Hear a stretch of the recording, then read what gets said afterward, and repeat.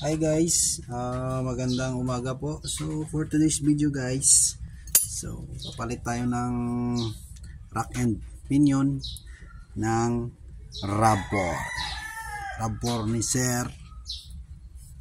Yan sir, nandyan na yung boots mo, mating na. So ayan, pinalitan namin yung boots kasi wasakin na yung boots. Ito guys, so yan yung boots, warak na siya guys, you know. Yan, just imagine, grabe, wasak talaga na. So ayusin na natin to, palitan na natin ng bago. So yun yung bago, sinalpa ko na siya.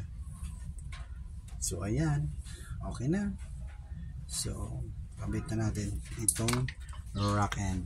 So yung pakita ko sa inyo yung rack end, kung ano yung tsura ng rack end na luma.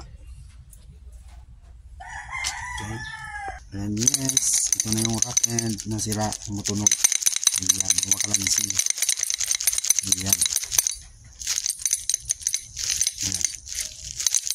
So pagbalikan natin, tanglo is here. Ayan, sira na.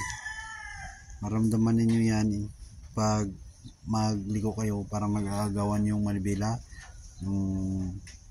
mo to the left to the right, malagapok, nangihilaan silang dalawa. So ayan, nakabit na natin. So ayan lang po guys, thanks for watching.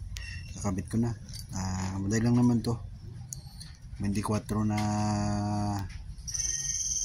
open, o kaya yabi tubo ang gamitin, patanggalin ng tie rod. Yun. So first gulong talaga, jack ka ng maayos, safety importante, may jack, tsaka mayroong